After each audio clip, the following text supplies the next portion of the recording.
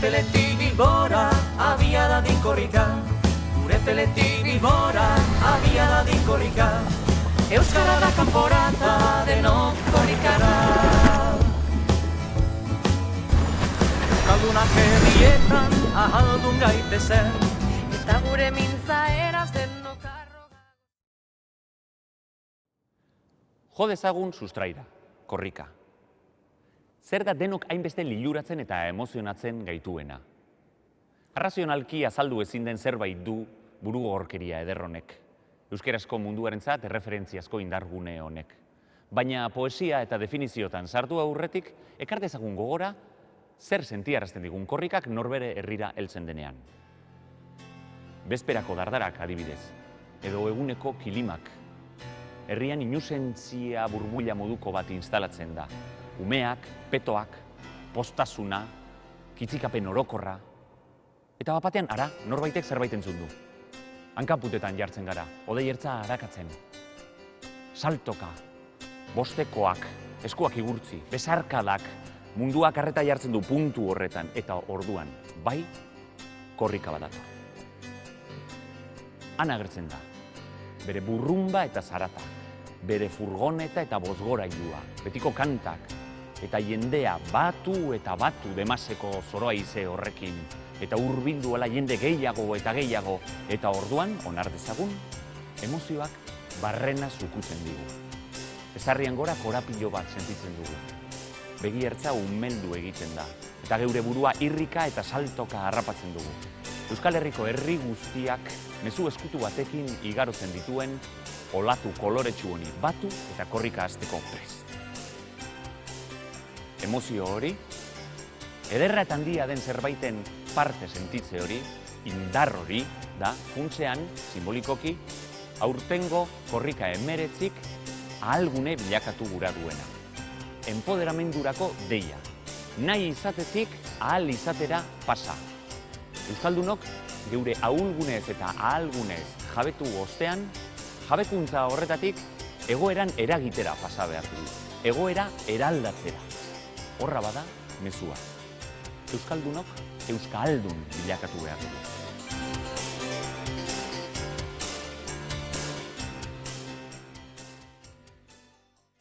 Guzti honetan apur bat sakontzeko, geure ahulgune eta indarguneak hobeto aztertzeko, euskarazko munduan erreferentziazkoak zaizkigun 19 lagun eragileren parte hartzea izango dugu.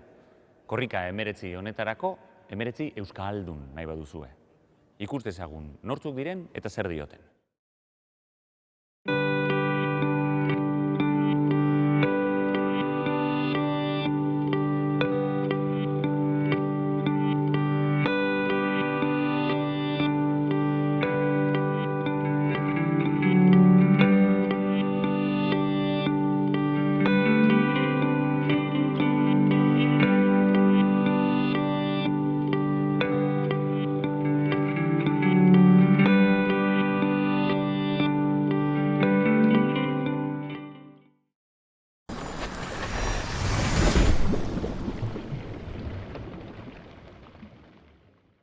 Familia euskaldun batean jaio nintzen.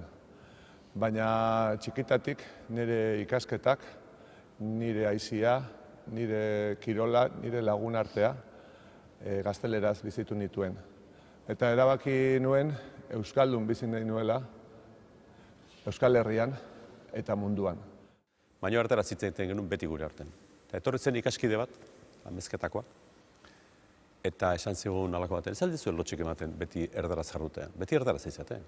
34, kursortan. Eta nik min hartu nuen min sano bat ez, esan zianen hori, esan zianen, ez aldizuen lotxik ematen beti erdaraz jarrutean, zuen artean, dela euskaldun izan da. Eta esan nion ere buruari, honek nahi hau ez dit berriro esango. 12 bat urte nituela, udaleku batzutara joan nintzen Katalunia aldera. Eta kontua zenan gehien bat katalana ez dela, ezta? Niri katalanez egiten ziaten eta normalean ulertzen nien, da jarraitu egiten nuen, gauzak egin eta gitxo ez da, baina behin ez nuen ulertu. Eta orduan esan ziaten, pero no eres catalán? Da, ez, ni euskaldune naiz. Entonces hablarás vascuence, no? Eta gelditu nintzen horrela, eta aitortu behar izan nuen, ez nekin euskaraz, ezta. Eta jarritu zuten haiek pixka bat. Baina zeo zer jakingo duzu. Zerbait, bota zerbait, esan zerbait, eta esan nuen txakurra kanpora.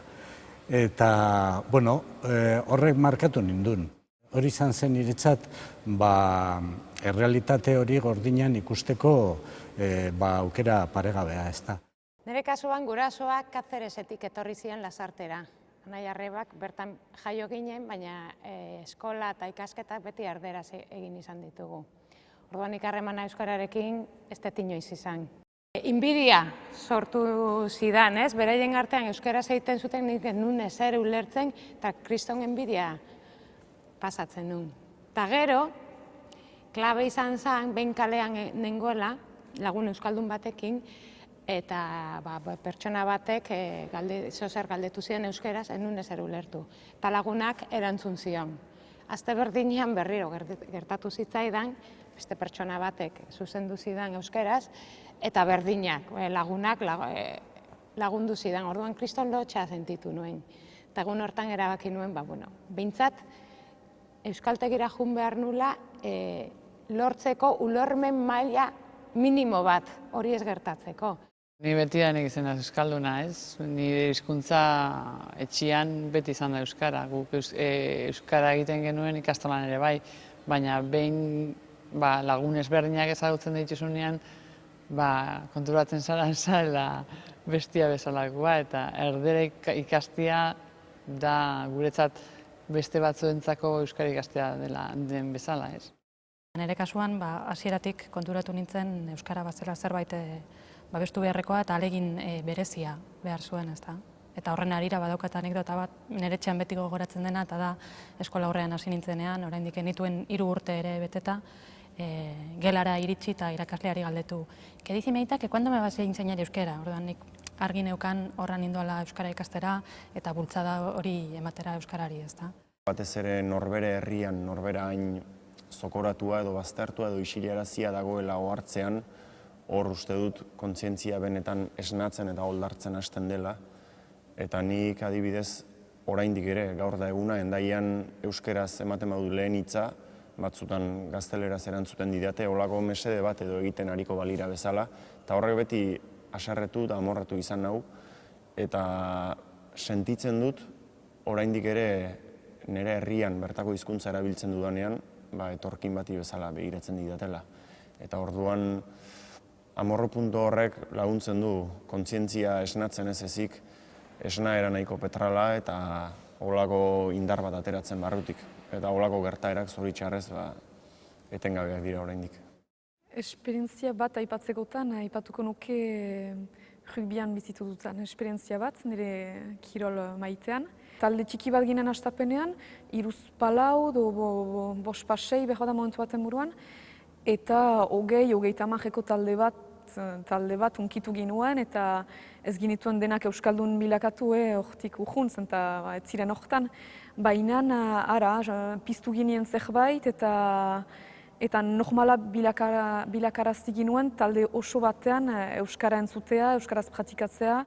Oso gogoan dakat, baten anarekin gogazela jotzen Santanderren, ez naiz gogoratzen, Euskal Herritik kanpo, zelan janki batzuk, amerikano batzuk esaten zezkuen, eurek juten zirala kontzertu askotara, Nueva Yorken zan, alako hiri handi baten, eta zelan apreziatzen zeben eurok,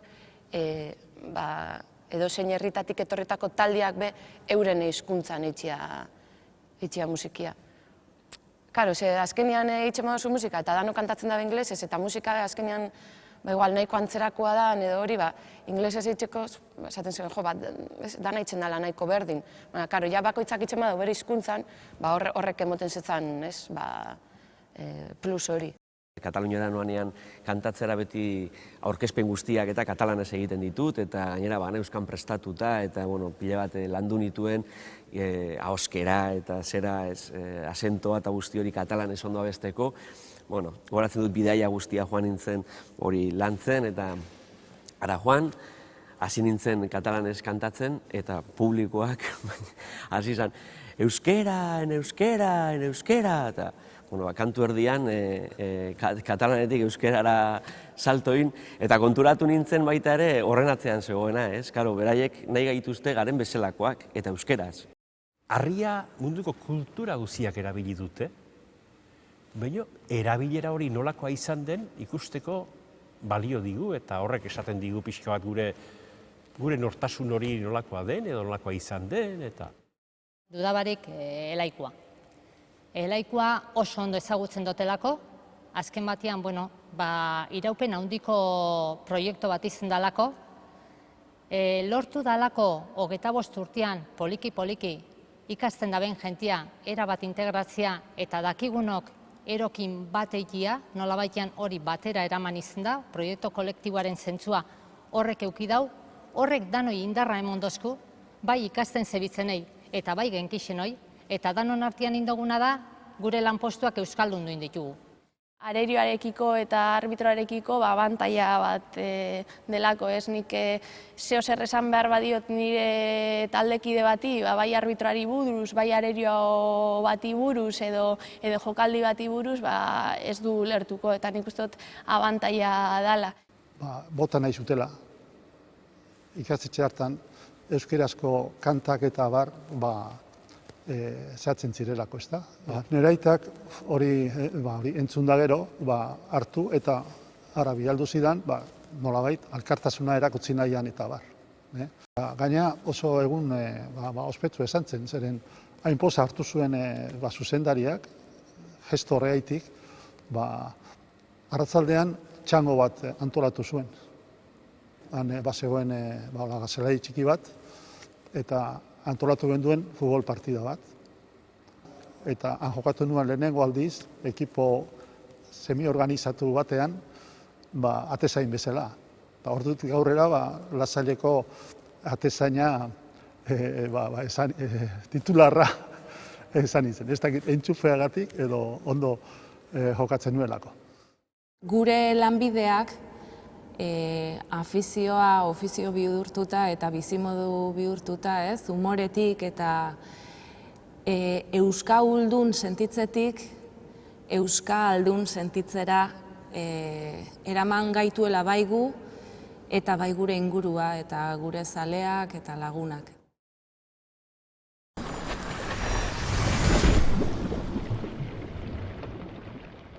Nik ez dut uste ahul girenik edo ahultasunik dugunik, ez dut uste. Azken finean, sekulako indarra badugu gure baitan, baina ez dakigu. Ez dakigu badugula indar hori eta ez dakigu baliatzen indar hori. Ez alda gure ahuldaderik handiena geure buruan ez sinistea, ez? Benetan, euskarazko gizarte batean ez sinistea. Bai guk euskaldunok eta bai erakundeek, ez? Askotan, beldurrez jokatzen dugu, konplexuekin, eta konplexu horiek dira ezarretakoak, kanpotik ezarretakoak. Hori gertatu da komunitate zapalduetan, ez? Emakumei gertatzen zaie, afroamerikarrei, gehi eta lesbianei gertatzen zaie, ez? Halako beldurrak ezarri egiten zaizkie gainetik. Gainetik golde bat bezala etortzen zaizkigula beste gauza batzuk eta horrek azpian iresten gaituela batzutan behar bada. Askotan gainea. Konbentzimenduz eta militantziaz euskararen alde izan arren, erderaren nagusitasuna inda nabarmena, hainbat egoeretan orduan ahul sentitzen zarela, ez da. Badaude norbere gandik, norbere pauso ez kanpoko kaleak, baina norbere baitan ere badira beste kale batzuk, eta kale horietan iruditzen zait euskararen baitan erdera batzutan gero eta espazio gehiago jaten ari dela. Batez ere esklamazio puntu bat eman behar diogunean gure esaldiari, edo enfasi puntu bat, edo esan indar pixka bat bilatu, piper pixka bat hizkuntzari, maiz erdarazko esapideetara jotzen dugu, eta behar bada gero eta gehiago, izan gazteleraz edo izan frantsesez. Ustez, algunen nagusia da, euskaldunen kopuruaren azkunde portzentala oso bajua dela, eta oso astiro dijoa, eta oso mantxo. Ebili gaitezke 30 orain. Eta uste, herri honetan behingo zin behar dela plan bat, Euskal Herri oso behar euskalduntzeko, 25 urteko plan bat, errendua desberdinekin, errealitate desberdietara egokituta nahi ditugun baldintza guztiekin. Baina behar da plan sendo bat Euskal Herria osoa euskalduntzeko eta pasatzeko 20 urteko epean 130-tik 180-ra. Eta ez dago arrazoirik izateko, dirua badago herri honetan, beste gauza batzuetan gastatzen da. Askotan euskera lotu izan dela etengabeko aleginarekin, esfortzuarekin, hiltzera kondenatutako altxor batekin eta ezin dugu hiltzen utzi eta iruditzen zait hortik ez dela oso erakargarria, ez? Behar bada betidanik euskaldun garenentzako, baina jendea hortara erakartzea, ez? Entierro batera erakartzea jendea, iruditzen zait ez dela hain zera. Nik uste batzutan gehiegi edo kexatiegiak garela. Ze gauza bat da kritikoa izatea zure egoerarekin, zeure eskubideak erreibindikatzea, gogor jokatzea aldea horretatik, baina beste gauza bat da kexatia izatea. Eta guk batzutan konfunditzen dugu. Eta daukagu joera bat, negarrez ibiltzeko eta ahul jokatzeko azkenean. Kritikoak izateko eta erreibindikatzeko distantzia apur bat hartu behar dugu. Eta perspektiba apur bat. Eta hortik indartsu jo. Ez da bakarrik euskera jakitea, umeak. Ume asko daki euskeraz, gaur egun ikastolan ereduan baldin bagabiltz, baina gero, etxean, praxian, naiz eta abertzaleak izan, omen, erdera egiten bada, nik uste dut, herri honen euskal gizartea neurri baten ahula dela. Kuadrilla batean zauzenean, ez? Eta bederatzi pertsonak euskeraz badakite eta batek ez daki, ez? Naiz eta euskalduna izan hemengoa, ez? Eta, azkenean erderaz hitz egiten dozu, ez? Eta gero, erreflexio bat eginez esaten dozu, bederatzi euskaldun izan da, eta batek euskeraz ez jakiteagatik, azkenean erderara jotzen dugu, ez? Eta nik uste dut hori aldatu beharko litzatekela, ez? Talde batean euskaraz ez dakien bat dagoenean eta gehu 6 edo 7 baldin bagara euskaldunak nola erdarara jotzen dugun, ari pixka bat elkarrizketa edo espazio hori zabaltze aldera. Eta pentsatu izan dut luzera begira, euskaraz ez dakien horri gehiago isten dizkiogula ateak zabaltzen baino, zeren eta kondenatua uzten dugu sekula ere gure hizkuntzaren espazioaren baitan ez sartzera.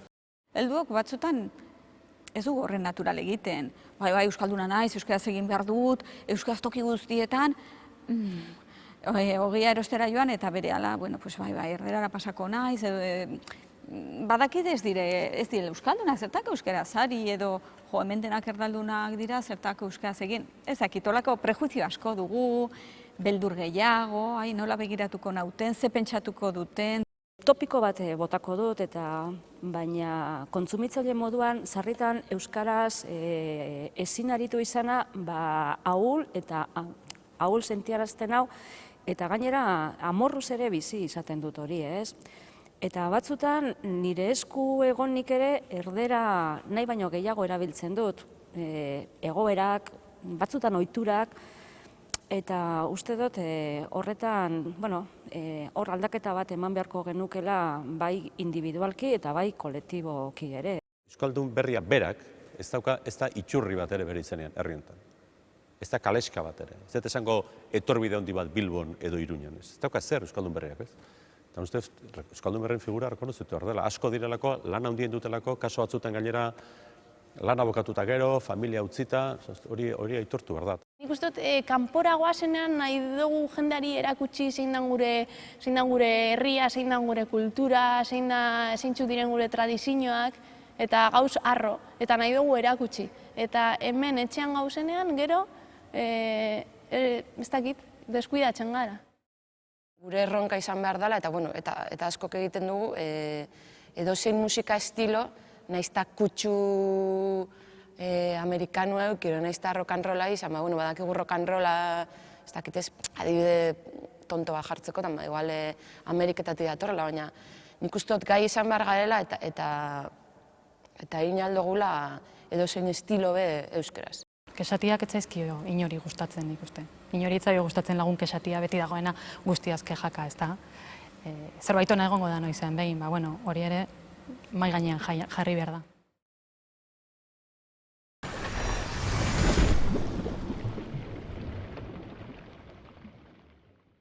Euskal Herria oino gehiago euskalduntzeko euskaldunok dugula indar egin behar. Ez badugu guk egiten nork eginen du gure ordez. Beraz, ahal hori dugunak behar dugu ahal hori loratu, beste irakatsiz, transmisituz, erakutsiz aho girela, euskaraz hitz egitea, eta xantza bat dugula.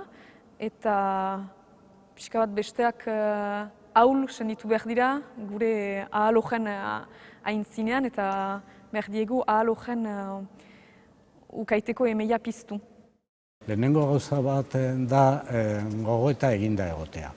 Euskara eta guge euskaldunak ze egoeratan gauden, eta zer egin behar dugun euskara aurrera atera ahal izateko. Gogoeta behin eginda, eta hori da euskaldun askok oraindik egin izan ez dutena, baina gogoeta behin eginda erresagoa zaigu non gauden eta errealismotik abiatuta erantzun ahal izatea, ezta?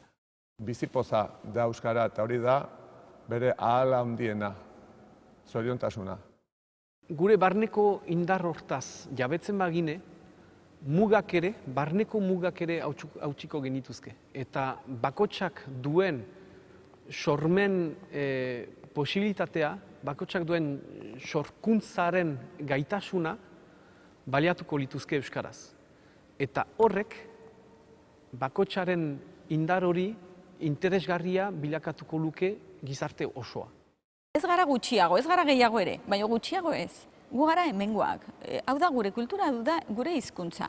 Eta gauza asko daukagu munduari emateko. Hasteko hori bera, gure izaera. Mundua puzle handi bada, kolorez betea. Guk gure kolorea, gure ikuspuntua, gure izateko modua, hori dena aportatzen aldugu. Beti pentsatu izan dut gauza bat erakargarria egiteko joku bidez egin behar dela.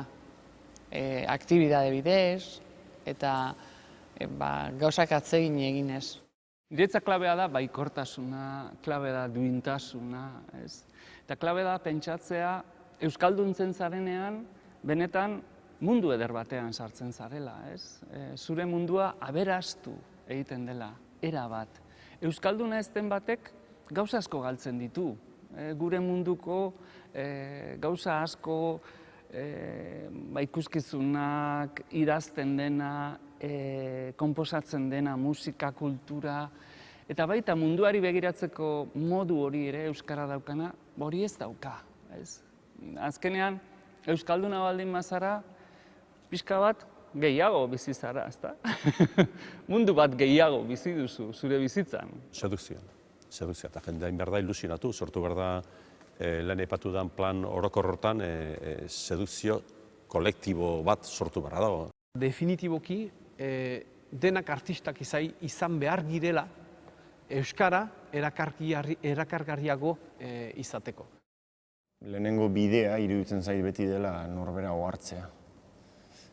Ohartzea eta gero onartzea ere bai, zeren eta askotan zeure buruari tranpak eginez bizi zara eta esaten duzu tira, nik nezakena egiten dut eta nezaken horrekin konformatu ninteke, edo bestela bilatu nezaken horren eremua ea nondik zabaldu nezaken, hizkuntzari bide pixka bat emateko beharrezkoa duelako.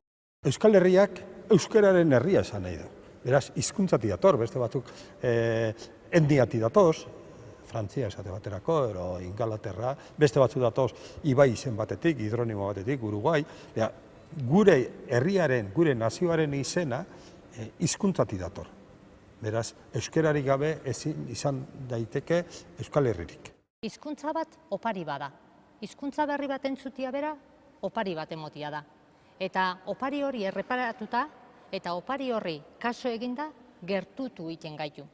Orduan, pertsonen gertutasuna eta pertsonen komunikazioa lantzeko ezinbestekoa da komunikazio hori gertutik ezagutzea eta hizkuntza tresna bada. Orduan, guri euskerak erakutsi dozku hizkuntzak dauken balixoaz, balixo komunikatiboaz eta balixo estrategikoaz nolabaitean enpresa ez erosein modutako enpresa aurrera etaratzeko. Pertsonak gertutzen daben momentutik eta komunikazioa hobetzen daben momentutik, erosein errentagarritasun, erosein izan da ere, dana ona da. Orduan ez dauka txarrek, ez dauka kalteik, dana da ona. Hori da, euskaraz idazten dugunok daukagun abantaila bat, ez dakit askotan aipatzen den, baina gure irakurle naturalak edo lehenengoak, itzulpenik ez badago behintzat, non dauden badakigu, oso gertu daude, eta oso gertu izan ditzakegu. Eta badaude mila bide irakurle horiekin harremanetan egoteko. Eta presenteago dituzu, idazterako orduan. Nolabait audientzia hori begira daukazu. Igual ardura handiagoa da, eta horrek on egiten dio idazketa lan horri. Ikuste dut, euskera sinaldala dana, estilo guztiak, euskaraz bizial garala alor guztietan. Euskaldun izan da eta euskaraz bizita, bidaiatzen dudanean adibidez, asko gustatzen zait, asko fijatzen naiz, noan lekuko hizkuntza minoritarioetan, kulturan, azkenean hizkuntza handien azpian eta mendean bizi diren hainbat hizkuntza eta sorkuntza eta hoienganako begirada asko zuzenagoa eta zorrotzagoa daukat eta iruditzen zait asko aberazten duela horrek, ez? Ni bilak ezagutzen ditut. Erderazkoa eta euskarazkoa. Eta ez dut esango bat bestea baino hobea dela, baina desberdina diala. Eta, bueno, biekin bizitzea privilegio bat da. Balio digun zerbaiti helduta oso errez ez diogula uzten. Helduta jarraitzen dugula, egoerari zailenean ere. Ez dago ez benetan opari hobiagorik euskara ikasitako batek norperak euskara zeiten dotzanean zelako posartzen daben berak dakien euskeriakin komunikatzia baino. Benetan begiak piztu ite jako persona horri. Egin dezakegula gure bidea euskaratik mundura, ez?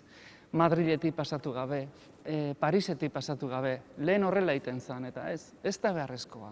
Euskaldunok badugu altxor bat, lurpean izkutaturik inungo irlatan ez dagoena, Espainetan duguna, eta partekatzean zabaltzen duguna.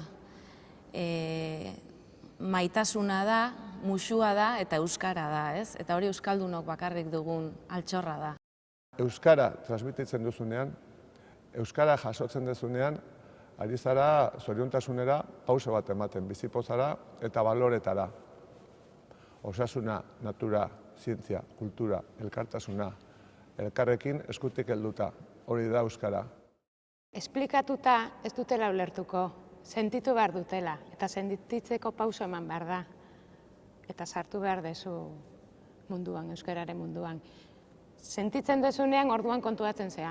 Zeren kontatzen badizute hortika, bai, kontatu didate hau, bestea, baina ez dezu sentitzen. Sentitu arte, ez dezu jakingo.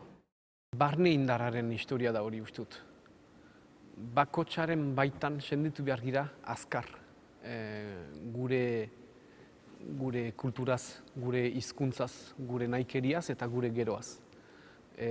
Hori lortzen balin badugu, indar bakotsaren sumaz lortuko dugu mundu osoa.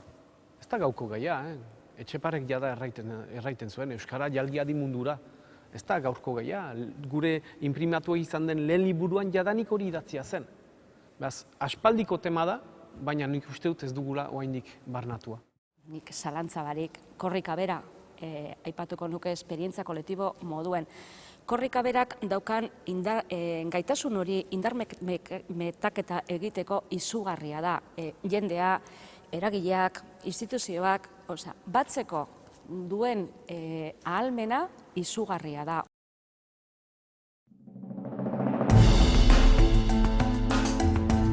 Aurtengo korrika 19 Durangoko azoka omentzen du. Herri honen auzolanaren eta elkarlanaren lorpen handi bat da Durangoko azoka. Eta korrika 19 ospatuko den 2015 bertan beteko ditu 50 urte. Disko eta liburuen azokatik haratago, euskaldunen eta kulturzaleen bilgune da Durangoko azoka. Bijoakie beraz, hemendik, aeka eta korrikaren omenaldi hau bere antolatzaileei. Momentu bateko erronka bat izan zen, garai hartako 75 euskal liburuak ezagutzen liburu den datan, orduan hori kaleratzie iraultza bat izan zen. beste alde batetik, giro hartan, diktadura giro baten, azoka, liburu azoka duño zeroa gehiago zan. Oso momentu txarrak peixen dugu azokak, eta desagertzeko zorian egon da, hainbat bider. Baina, bueno, ekinaz, eta oso talde txiki baten ekina, gero oso haundiek usten azoka, baina azkenein laukatu ginen, goza ezen buduen, eta herri honen edozein guzan buduen, eka buduen, zein edozein guzan buduen laukatu, gaur egunera heldu gara. Gaur eguneko azoka eta zorrako azoka ez da berdine. Azoka da mundu bizi bat, edozein persona munduen beren 49 urtetan aldatzen junda, eta aldakuntza horrek normaltasun baten barruen egon biden buduen, erakarri dabe edo sortu dabe gaur eguneko azoka. Guk ez daukagu hiriburu bakar bat, kulturakoa, eta 4-5 egunetan da euskal kulturaren bilgune eta hiriburu. Indargunea zen jan, nesta karteletan da jarri, bidea karte kantalatuta, liburu azoka, dala Euskal Herriak antolatzen den gauza bat. Orduen, nesta karte bat falleu, nesta karte batek arazo gizan, norbait hongo dela aurrera jarrituko dauena. Durangon, Bergaran, Hondarrabin, Endaian ez dakit. Mine senti hortan, herrikotasun horre da beren dekon indarrik handizena momentuetan. Eta hori da, ezin dauena, ez gobernu batek, ez inork gelditu. Zina erronka da, herri honi barrido sinistu bidauela. Horrek, azoka, aeka, eta hainbat baguza berri zena dekola, eta hori beren esku dauela. Ez dagoela, udaletxe baten, foradundi baten eskuenez. Hori dauela, oinartzen jan bezala, eta Euskal Egunkariak argitaratu dizen bezala, jentiaren eguneko lanien, eguneko implikazioen eta eguneko militantzian lanetan eta ekonomikoki. Korrikak alfabetatzeak, euskalduntzeak hasieratik horren arduradunak, hasi Ricardo Arregi, orain danan arte, nik uste dut bai irakasle eta bai arduradunak faro bezala azoka hartu dutela. Da guretzat, geregatorrontzat, ore bat eta eskertzekoa da korrika horrekin konturatzea eta guri aitormen hori ematea.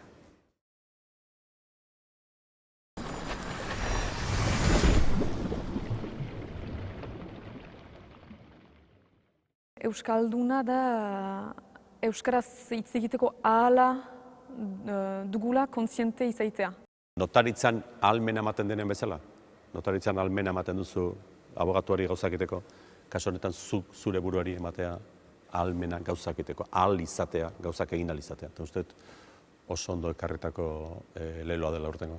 Euskaldun izatea da, sentitzea, euskalduna izatea, sorte handi bat dela, ez? Halako hizkuntza bat, hizkuntza txiki bat, milaka urtean bizirik iraunduena. Normalean gertatzen dena da egoera gutxituan dagoen edozein gizatalde gutxituen moduan jokatzen duela, ezta?